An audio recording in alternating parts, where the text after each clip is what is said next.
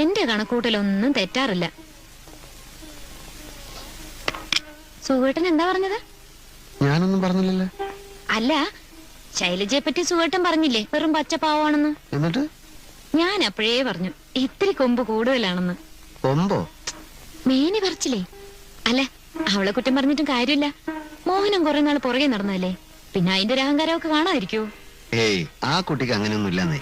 സുഖേട്ടാ, ഒരു പെണ്ണിനെ മനസ്സിലാക്കാൻ വേറൊരു പെണ്ണിനെ കഴിയൂ.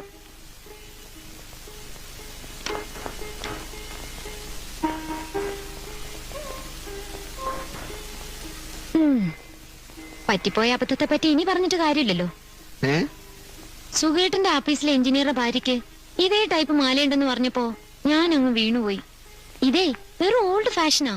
കല്യാണത്തിന്റെ അന്ന് നോക്കിയപ്പോ എന്റെ കഴുത്തിൽ മാത്രമല്ലേ ഈ പഴഞ്ചൻ മാല. ഈ ഫാഷൻ ഇറങ്ങി തുടങ്ങിയിട്ടേ ഉണ്ടാവൂ.